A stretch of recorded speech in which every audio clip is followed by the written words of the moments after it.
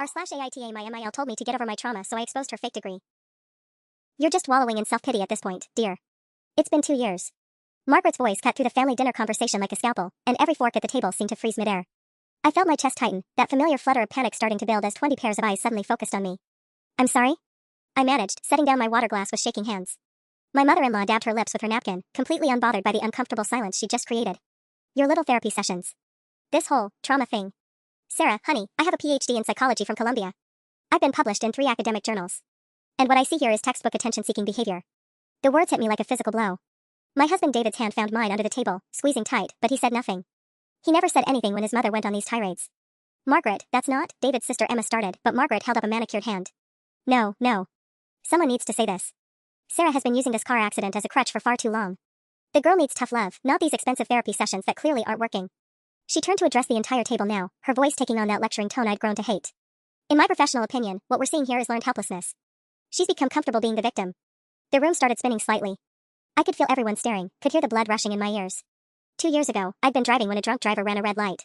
2 years ago, my sister Jessica had been in the passenger seat, excitedly talking about her new job, when our world exploded into twisted metal and broken glass.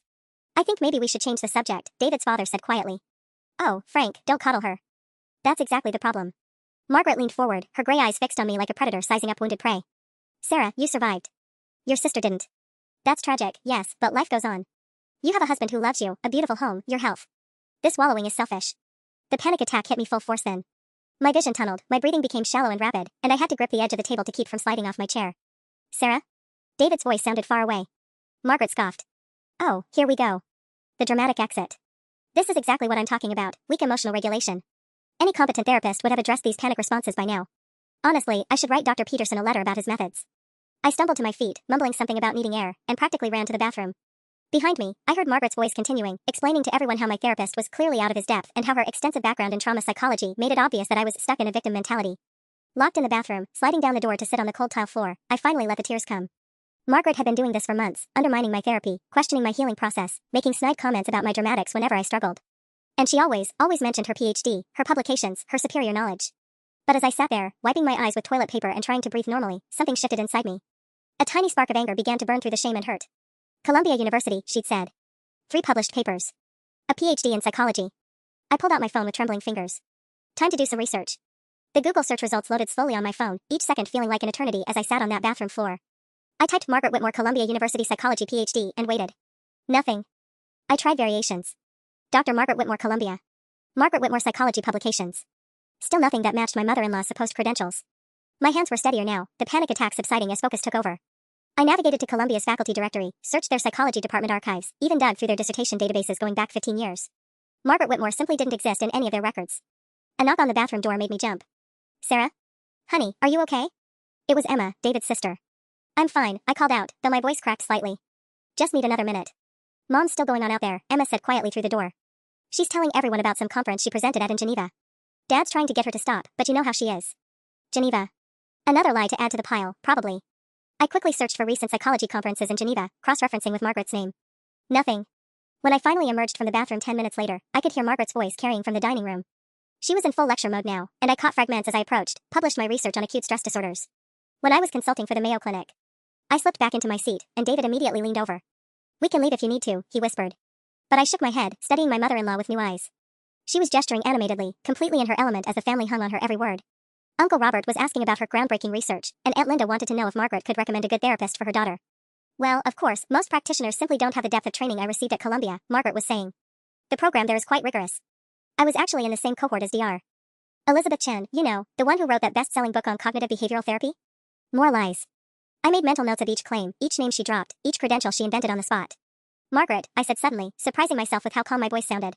What was your dissertation topic? The table fell quiet again, but this time the silence felt different. Margaret blinked, clearly not expecting the question. Oh, well. She laughed dismissively. It was quite technical. Something about neural pathways and trauma response. Very dry academic stuff. That sounds fascinating, I pressed on. What year did you defend it? David shot me a warning look, but I ignored him. Margaret's smile tightened almost imperceptibly. 1994, she said quickly. But really, Sarah, I don't think you'd understand the complexities of. And Dr. Chen was your classmate? I continued. I'd love to read some of your published work together. We didn't collaborate directly, Margaret said, her voice sharper now. Really, I don't see why we're discussing. Because I'm genuinely interested, I interrupted, feeling stronger with each word. As someone who's clearly struggling with my mental health, according to your professional assessment, I'd love to learn from your expertise. Margaret's face flushed slightly. Around the table, I could see family members watching our exchange with growing interest.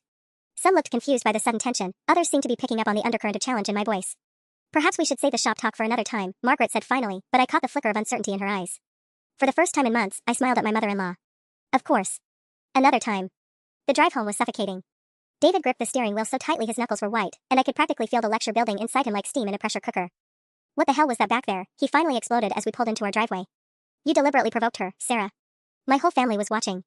Your mother called me weak and selfish in front of everyone, I shot back, unbuckling my seatbelt with sharp, angry movements. She said I was attention-seeking and that my therapist is incompetent. She's just trying to help in her own way. You know how she is, she gets carried away when she's passionate about something. David's voice took on that familiar pleading tone he used whenever he had to defend his mother. But you, that interrogation about her dissertation? That was aggressive, Sarah. That wasn't like you. I stared at my husband, this man I'd loved for 5 years, married for 3, and felt something crack inside my chest. Not like me? What exactly am I like, David?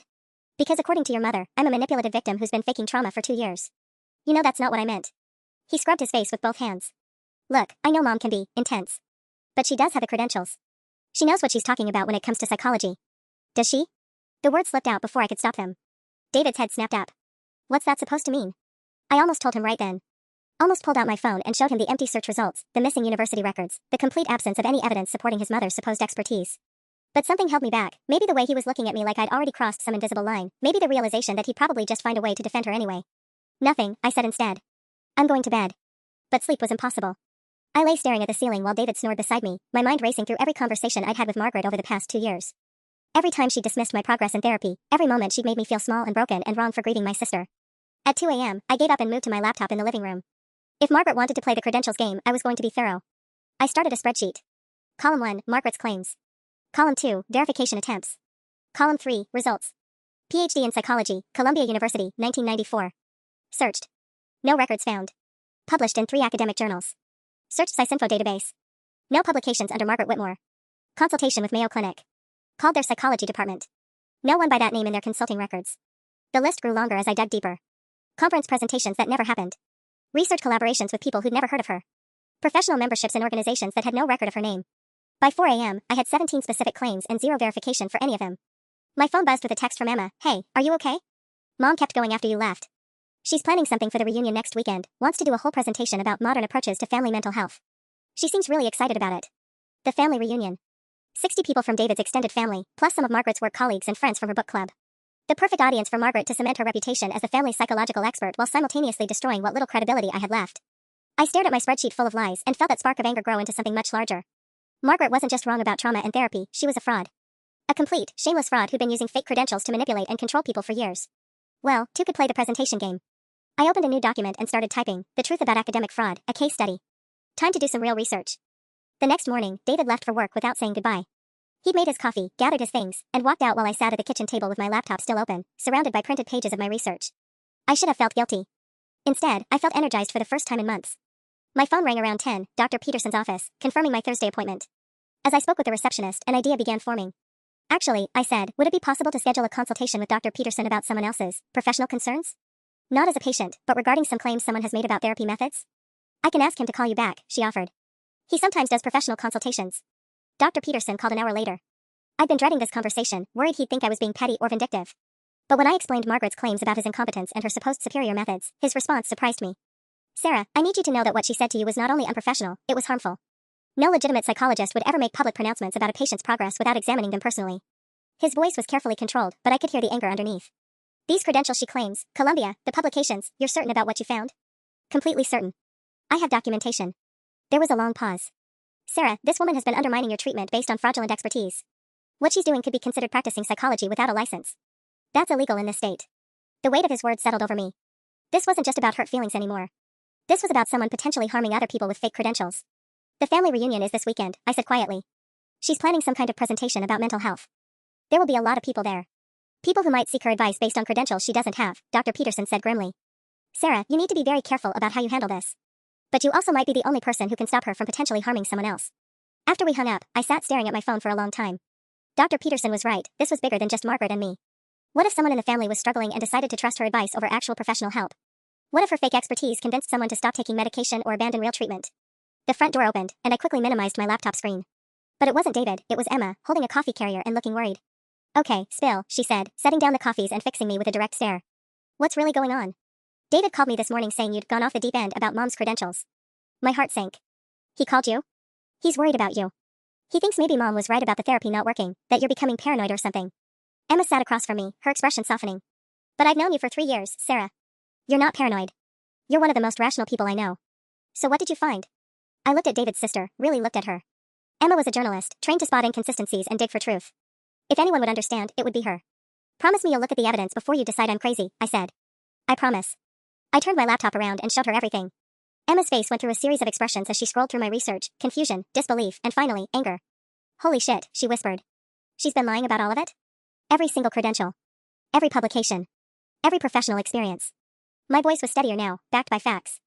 Emma, she's been giving people advice about their mental health based on completely fake expertise. Emma leaned back in her chair, running her hands through her hair. Oh my god. Remember when cousin Lisa was having those panic attacks last year? Mom spent an hour on the phone with her, telling her that medication was just a crutch and she needed to practice cognitive restructuring instead. Did Lisa listen to her? She stopped seeing her doctor for 3 months. She got so much worse that she ended up in the ER.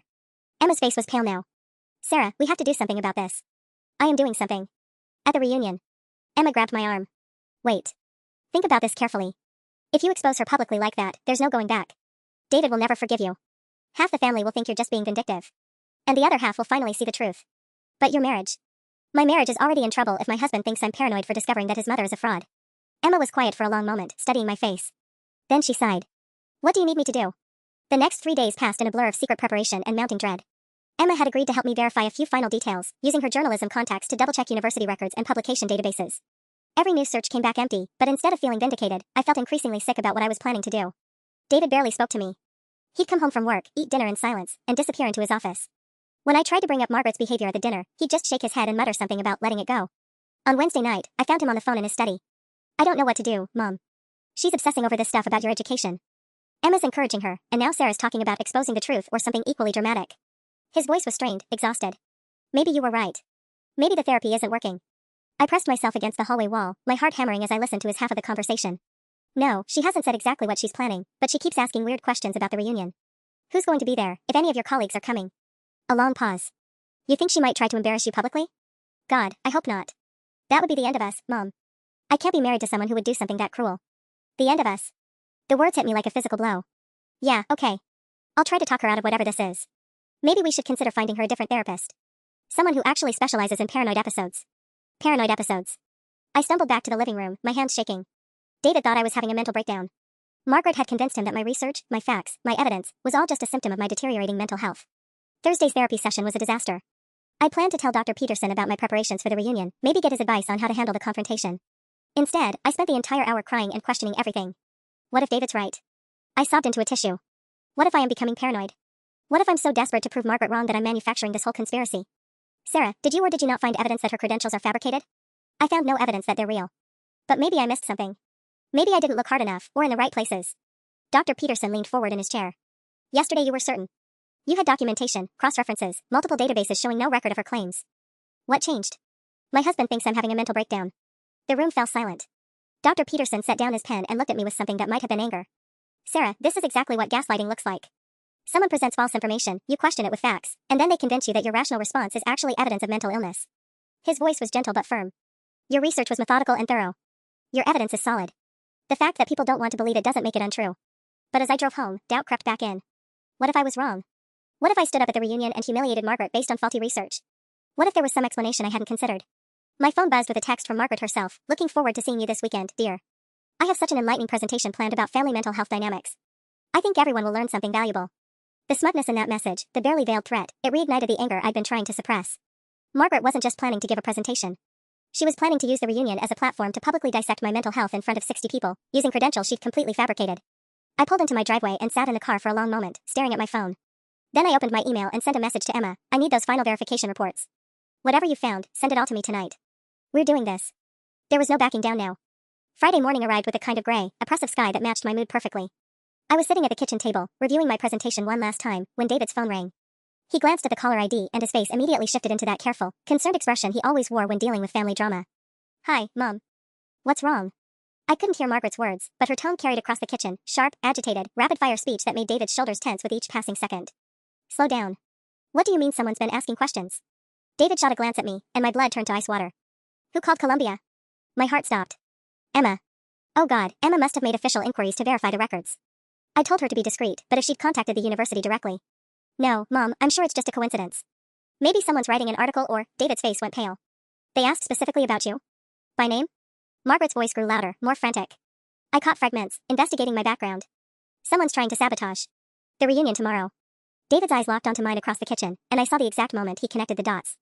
The color drained from his face completely. I'll call you back, Mom. He hung up without waiting for her response. The silence stretched between us like a chasm. David set his phone down with deliberate care, his movements controlled in that dangerous way that meant he was barely containing his rage. Columbia University received 3 separate inquiries about my mother's academic records this week, he said quietly. Someone claiming to be a journalist doing a background verification. Someone else saying they were fact-checking for a publication. And a third person who said they were researching academic fraud cases. I opened my mouth to speak, but no words came out. The university was concerned enough about the nature of these inquiries that they called my mother directly. They wanted to know if someone was harassing her or if there was some kind of identity theft situation they should be aware of. David, I can explain. Can you? He stood up so abruptly that his chair scraped against the floor. Because what I'm hearing is that my wife has been conducting some kind of investigation into my mother's education, using multiple fake identities to contact her university. They weren't fake identities. Emma has press credentials, and I just... Emma? David's voice cracked. You dragged my sister into this conspiracy theory? It's not a conspiracy theory. Your mother is lying about her credentials. Enough. David's shout echoed through the kitchen, and I flinched backward. He'd never raised his voice at me like that before. Do you hear yourself right now? You sound completely unhinged, Sarah. You're accusing my mother of fabricating her entire educational background based on what? Some Google searches? Based on the complete absence of any evidence that she attended Columbia, that she has a PhD, that she's published anything, that she's worked with anyone she claims to have worked with. The words tumbled out of me in a rush. David, I have documentation. I have proof that none of it is real. You have proof that you couldn't find something online. That's not the same thing. He paced to the window, his hands clenched into fists. Maybe the university has privacy policies. Maybe her publications are under a different name. Maybe there are a dozen explanations that don't involve my mother being some kind of elaborate fraud. Then why didn't she give me any of those explanations when I asked about her dissertation? David spun around to face me. Because you ambushed her at a family dinner. Because you put her on the spot in front of everyone like you were conducting some kind of interrogation. My phone buzzed on the table between us. A text from Emma. Sarah, we have a problem. Mom knows about the calls to Columbia. She's telling everyone you're having a breakdown and that she's worried about your mental state. Uncle Robert called Dad asking if we should cancel the reunion. David saw me reading and held out his hand. Let me see that. No. Sarah, give me the phone. I said no. I clutched the phone to my chest, and David's expression shifted into something I'd never seen before, a mixture of disgust and pity that made my stomach turn. This is what she was talking about, he said quietly. The paranoia. The secretive behavior. The inability to let go of irrational beliefs even when confronted with logic. The only irrational thing here is your refusal to look at the evidence. What evidence? Show me this proof you keep talking about. Show me these documents that prove my mother is lying. I hesitated for just a moment, not because I didn't have the evidence, but because I realized that showing it to him now, like this, would be crossing a line we could never uncross. Once I opened that laptop and showed him the spreadsheets and search results and empty databases, our marriage would be over regardless of whether I was right or wrong. I can't, I whispered. David stared at me for a long moment, then nodded slowly. That's what I thought. He grabbed his keys from the counter. I'm going to my mother's house. I'm going to apologize for my wife's behavior and see if there's anything I can do to fix the damage you caused. David, please. Just listen to me for 5 minutes. I'm done listening, Sarah. And I'm done making excuses for you. He paused at the kitchen doorway. The reunion is tomorrow. If you show up and cause a scene, if you humiliate my family with these delusions, we're finished. Do you understand me? Our marriage will be over. The front door slammed behind him, leaving me alone with a sudden, terrifying realization that I was about to lose everything. The house felt like a tomb after David left. I sat at the kitchen table, staring at my laptop screen until the words blurred together. Every few minutes, my phone would buzz with another text, Emma asking if I was okay, my mom wondering about dinner plans next week, Dr. Peterson's office confirming Monday's appointment. I ignored them all. By evening, I'd made my decision. I closed the laptop, deleted the presentation file, and started composing a text to Emma, tell everyone I'm sick. I'm not coming to the reunion. But before I could hit send, my phone rang.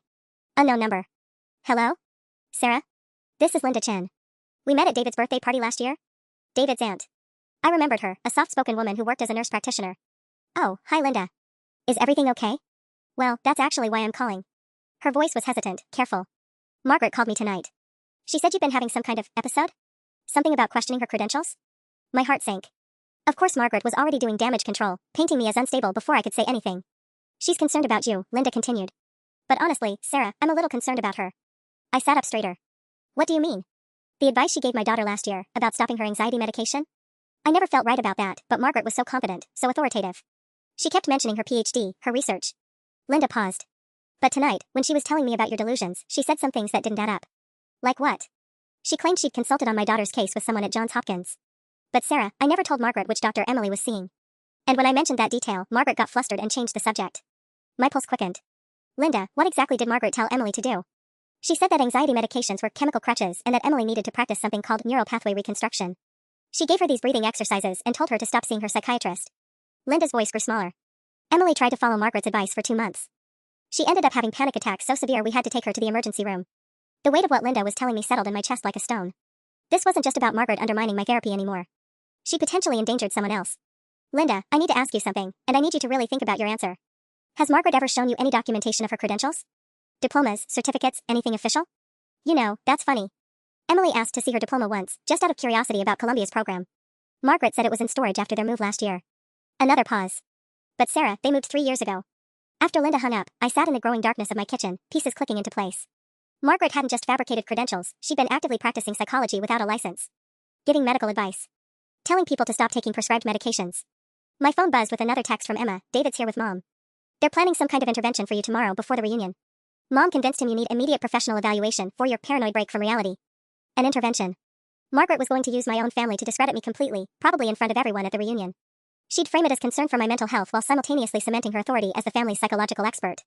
I looked at my closed laptop, then at Linda's number still glowing on my phone screen. Margaret had just made a critical mistake. She'd hurt someone else, someone who could corroborate my concerns.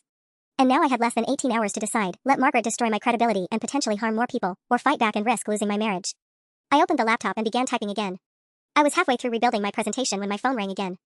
This time it was my own mother. Sarah, honey, I just got the strangest call from David.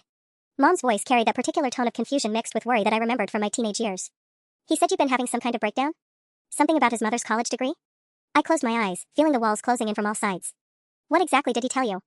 He said you've been obsessing over Margaret's education, making paranoid accusations, and that you might try to cause a scene at their family reunion tomorrow. There was a pause. He asked me to talk to you about increasing your therapy sessions. The betrayal hit me like a physical blow. David hadn't just dismissed my concerns, he was actively recruiting people to support his narrative that I was mentally unstable. Mom, I need you to listen to me very carefully. Margaret has been lying about having a psychology degree. She's been giving people medical advice based on credentials she doesn't have. I have proof. Oh, sweetheart. The pity in my mother's voice made my stomach turn. I know you've been under a lot of stress since Jessica died. Sometimes when we're grieving, we can start seeing patterns that aren't really there, making connections. I'm not hallucinating, Mom. I spent days researching this. Columbia University has no record of her ever attending. She's not published in any journals. None of her claims check out. But honey, why would she lie about something so specific? And David seems very convinced that you're not thinking clearly right now. I realized with growing horror that Margaret had already won. She'd successfully framed my legitimate concerns as symptoms of mental illness, and now even my own family was questioning my sanity. I have to go, Mom. Sarah, wait. I hung up and immediately called Emma back. Thank God, she answered on the first ring. I've been trying to figure out how to warn you. It's worse than I thought. How much worse? Mom spent 2 hours tonight with David and Dad, going through what she called Sarah's concerning behavioral patterns. She had this whole timeline prepared, every time you've seemed withdrawn, every therapy session you've mentioned, every moment you've appeared fragile over the past 2 years. My blood ran cold. She's been documenting my behavior? She framed it as professional observation because she was concerned about your deteriorating mental state. David ate it up. He actually thanked her for paying such close attention when he'd been too busy to notice the signs. I sank into my kitchen chair, feeling like I was drowning. What signs? According to Mom? Your obsessive need for control, your inability to accept professional guidance, your paranoid fixation on her credentials, and, this is the part that made me sick, your use of your sister's death to manipulate family dynamics. The room started spinning. Margaret hadn't just been undermining my credibility, she'd been building a case against my sanity for months, possibly years. Every time I'd seemed upset by her comments, every moment I defended my therapy or pushed back against her advice, she'd been cataloging it as evidence of my instability. Emma, she's been planning this. I know. And there's something else. I found out why she's so eager to do that presentation tomorrow. Dr. Richards, you know, Dad's golf buddy who's some kind of department head at the medical school? He's bringing his whole family to the reunion. Mom's been trying to get him to recommend her for some consulting position with his university. The final piece clicked into place. Margaret wasn't just protecting her ego or trying to discredit me for personal reasons. She was actively trying to monetize her fake credentials, and my questions were threatening a potential business opportunity. If I don't show up tomorrow, she wins, I said quietly. She gets her consulting job, her credibility remains intact, and everyone believes I had a breakdown. But if you do show up, my marriage is over either way, isn't it? Emma was quiet for a long moment. Yeah. Probably. I looked around my kitchen, at the coffee maker David had bought me for Christmas, at the photos of our wedding on the wall, at the life we'd built together over 5 years. All of it about to disappear because I discovered that his mother was a fraud. Emma, I need you to do something for me. Emma, I need you to do something for me. Anything. What do you need? I took a deep breath, knowing what I was about to ask would change everything. I need you to call Dr. Richards directly. Tonight. Tell him exactly what we found about your mother's credentials. The silence on the other end stretched so long I thought the call had dropped. Sarah, Emma finally said, her voice barely above a whisper, if I do that, there's no going back. Not just for you and David, for our entire family. Dad will never forgive me. Mom will. God, I don't even know what Mom will do. She'll do what she's already been doing. Lie, manipulate, and potentially hurt people who trust her fake expertise. I pressed my fingers against my temples where a headache was building. Emma, what if Dr. Richards offers her that consulting position based on credentials she doesn't have? What if she starts giving advice to his students, his colleagues, his patients? You're right. I know you're right, but... Emma's voice cracked. This is going to destroy our family. Your mother already destroyed it. I'm just making sure everyone else knows.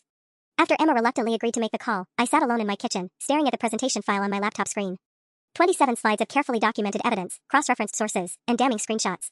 2 years of my life reduced to a PowerPoint about academic fraud. My phone buzzed with a text from David, staying at Mom's tonight. We'll talk tomorrow after you've had time to think about what you're throwing away. What I was throwing away. As if this was all my choice, my fault, my destructive impulse rather than a natural consequence of his mother's lies finally catching up to her. I was about to close the laptop when another text came through, this time from a number I didn't recognize. This is Emily Chen. My mom gave me your number. She told me about Margaret's fake credentials.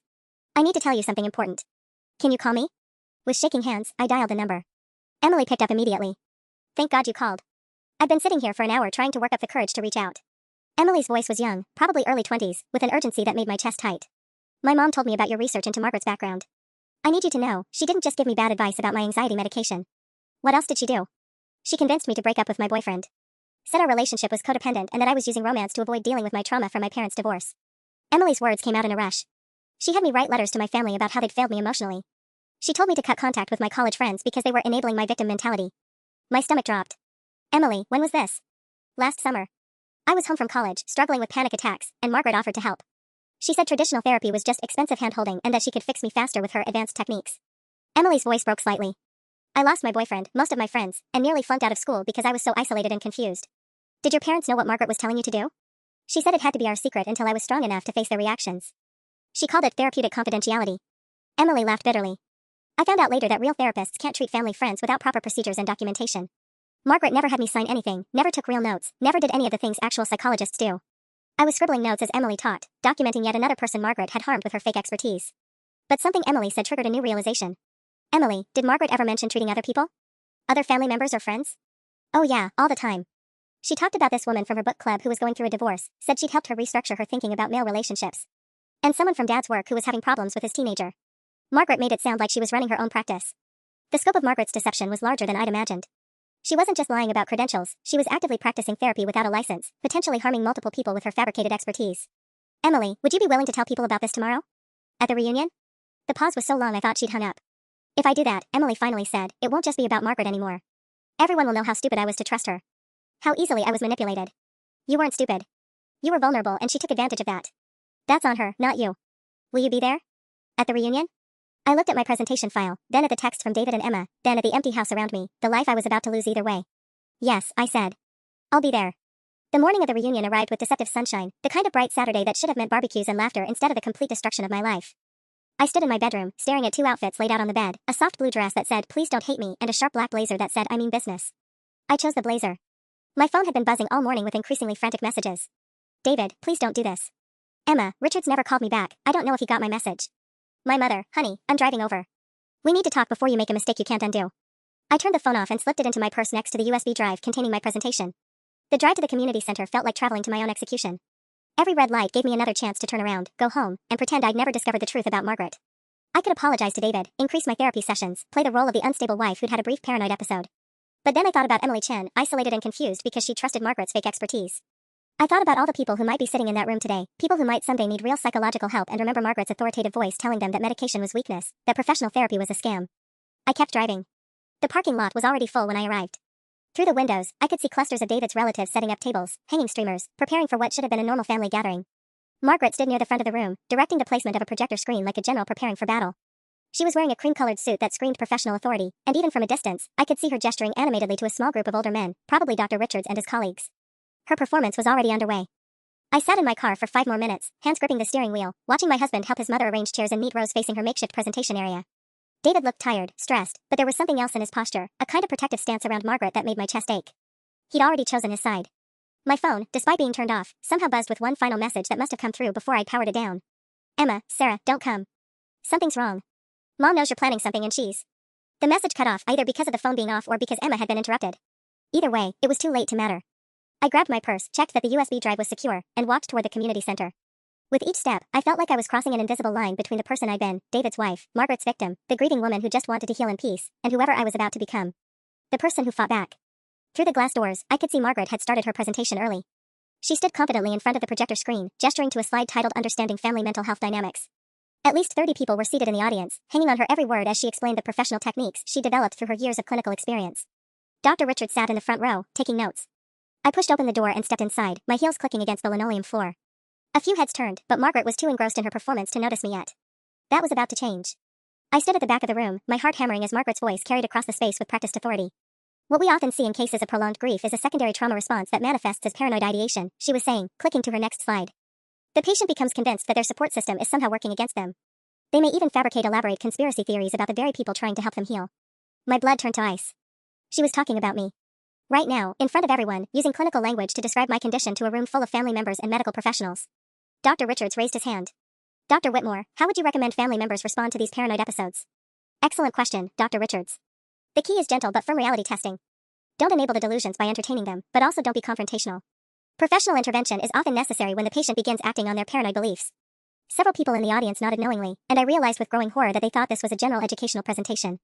They had no idea Margaret was publicly diagnosing me in front of them. Emma spotted me first. She was sitting near the back, and when our eyes met, her face went white. She started to stand, probably to warn me or stop me, but I shook my head slightly and she froze. David was sitting in the second row next to his father. He looked exhausted, his shoulders hunched with the weight of whatever story Margaret had told him about my mental state. He hadn't seen me yet. Now, I want to share a case study that illustrates these principles, Margaret continued, advancing to her next slide. A family member experiencing acute grief who began exhibiting increasingly erratic behavior, including obsessive research into irrelevant details and attempts to discredit authority figures. My hands clenched into fists. She was actually doing it. Using fake credentials to publicly pathologize me while positioning herself as the expert who could save the family from my dangerous mental state. The patient in this case became fixated on discrediting a family member's professional qualifications, spending hours conducting online investigations and even contacting academic institutions with fabricated concerns. Margaret's voice carried that practiced sympathy that made my skin crawl. Classic projection: when someone feels their own credibility is threatened by their declining mental state, they may attempt to transfer that insecurity onto others. Dr. Richards was scribbling notes furiously. Two other men I didn't recognize, probably his colleagues, were leaning forward with interest. Margaret wasn't just destroying my reputation, she was building her own by using me as a live case study. That's when David turned around, probably sensing some disturbance in the room, and saw me standing by the door. His face went through a series of expressions: surprise, dread, and finally something that looked like resignation. He knew what was coming. The family's response in this case has been crucial, Margaret continued, still unaware of my presence. By refusing to enable the patient's delusions and maintaining firm boundaries around reality, they prevented the situation from escalating to more dangerous behaviors. What kind of dangerous behaviors? Asked a woman I recognized as David's cousin. Margaret's smile was thin, predatory. Well, in severe cases, patients experiencing this type of paranoid break might attempt public confrontations, dramatic accusations, even elaborate presentations designed to prove their delusions to others. The key is intervention before they can cause irreparable damage to family relationships. She clicked to her next slide, titled Crisis Intervention Strategies, and that's when she finally noticed me. The laser pointer slipped in her hand, the red dot wavering across the wall as her confident expression faltered for just a moment. But Margaret recovered quickly. Too quickly. Her smile widened as she looked directly at me. Speaking of timely interventions, she said smoothly, I believe we have someone here who could benefit from today's discussion about family mental health support. Every head in the room turned toward me. 60 pairs of eyes, all focused on the woman who'd just been described as having a paranoid break from reality. David half rose from his chair, his face pleading with me to just leave quietly. I pulled the USB drive from my purse and held it up so Margaret could see it. Her face went completely white. Actually, I said, my voice carrying clearly across the suddenly silent room, I think everyone here would benefit from learning about academic fraud. The silence in the room was deafening. Margaret's laser pointer trembled in her hand, the red dot dancing erratically across the wall behind her. I could see her mind racing, trying to figure out how to regain control of the situation. Sarah, dear, she said, her voice syrupy with false concern, I think perhaps you should sit down. You look upset. But I was already walking toward the front of the room, my heels clicking against the linoleum with each determined step. David stood up completely now, reaching toward me as I passed his row. Sarah, please, he whispered. Don't do this. I paused just long enough to look at my husband, really look at him. The man I'd loved for 5 years, who'd promised to stand by me through everything, was looking at me like I was a stranger. Like I was dangerous. I'm sorry, I said quietly, and I meant it. Then I continued toward the front. Actually, everyone, Margaret announced loudly, trying to regain control, I think this is a perfect teaching moment. What we're witnessing here is exactly the kind of crisis behavior I was describing. Dr. Whitmore, I interrupted, plugging my USB drive into the laptop connected to the projector. That's what everyone calls you, isn't it? Doctor? Margaret's practiced composure cracked slightly. Sarah, you're clearly having an episode. Let's get you some help. I'd love some help, I said, my fingers flying over the keyboard as I pulled up my presentation. Maybe someone with actual credentials could assist me. The first slide appeared on the screen behind Margaret, academic fraud, a case study. Several people in the audience shifted uncomfortably, sensing the change in atmosphere. Margaret made a move toward the laptop, but I stepped between her and the computer. Oh, don't worry. This won't take long. Just a few quick questions about your educational background. Dr. Richards cleared his throat from the front row. Perhaps we should take a break. No need, I said brightly, clicking to my next slide. It showed Columbia University's Psychology Department faculty directory. Margaret, you mentioned your PhD from Columbia. What year did you graduate again? This is completely inappropriate, Margaret snapped, but her authoritative mask was slipping. You're having a psychological crisis and you're trying to drag everyone else into your delusions. Delusions? I clicked to the next slide, a screenshot of Columbia's dissertation database search results. 0 matches for Margaret Whitmore. Dr. Richards, as an academic, how would you verify someone's PhD credentials? Dr. Richards looked deeply uncomfortable, glancing between Margaret and me. Well, typically university records, dissertation databases, faculty listings. Exactly. Click. Another slide showing empty search results from 3 different academic databases. Margaret, I've searched every psychology journal database available. Could you remind us which publications featured your research? The room was completely silent now except for the hum of the projector. Margaret's face had gone from white to red, her hands clenched at her sides. Stop this, David said, standing up. Sarah, you're embarrassing yourself. You're embarrassing our entire family. Am I? I turned to face the audience. How many of you have asked Margaret for advice about mental health issues? Relationship problems? Family conflicts? A few hands went up hesitantly. Linda Chen raised hers. David's cousin Beth. 2 people I didn't recognize from the back row. And how many of you trusted that advice because she told you she had a PhD in psychology from Columbia University? The hands stayed up, but now their owners looked confused, worried. Margaret finally found her voice. This woman is having a severe mental breakdown, she announced to the room. Everything she's showing you is fabricated. She's been obsessing over this fantasy for weeks, making harassing phone calls to universities, creating fake documents. Fake documents? I laughed, clicking to my next slide. You mean like a fake PhD? That's when Emma stood up from the back of the room, her face pale but determined. In her hands was a manila envelope that she held up for everyone to see. Actually, Emma said, her journalist training finally kicking in, I think everyone should hear what Columbia University told me yesterday. The envelope in Emma's hand seemed to glow under the fluorescent lights, and I watched Margaret's face transform from righteous indignation to something approaching panic. Emma, don't, David warned, his voice tight with desperation. You're feeding into her delusions. This is exactly what Mom said would happen, Sarah's dragging other people into her breakdown. But Emma was already walking toward the front, and I could see the journalist in her taking over, that relentless pursuit of truth that had made her so good at her job. Yesterday, I spoke with Dr. Patricia Morrison, the registrar at Columbia Psychology Department, she announced to the room. She personally searched their records going back 30 years. Margaret took a step backward, bumping into the projection screen. You had no right. No right to what? Emma's voice cut across the room like a blade. To verify credentials that you've been using to give medical advice to our family? Dr. Richards stood up, his earlier interest now replaced by obvious concern. Margaret, perhaps we should discuss this privately. There's nothing to discuss, Margaret snapped, but her voice was higher now, strained. This is clearly a coordinated attack on my reputation by 2 mentally unstable women. That's when the real surprise came. From the back of the room, a young voice spoke up. She told me to stop taking my medication. Everyone turned to see Emily Chen standing in the doorway, her mother Linda beside her. I hadn't even known they were coming, but Linda must have decided her daughter needed to be heard. Emily, Margaret said quickly, you're taking this out of context. Am I? Emily walked into the room, her hands shaking but her voice growing stronger. You told me that anxiety medication was a crutch. You said real healing came from neural pathway reconstruction and that my psychiatrist was just trying to make money off my problems. The room was deadly quiet now.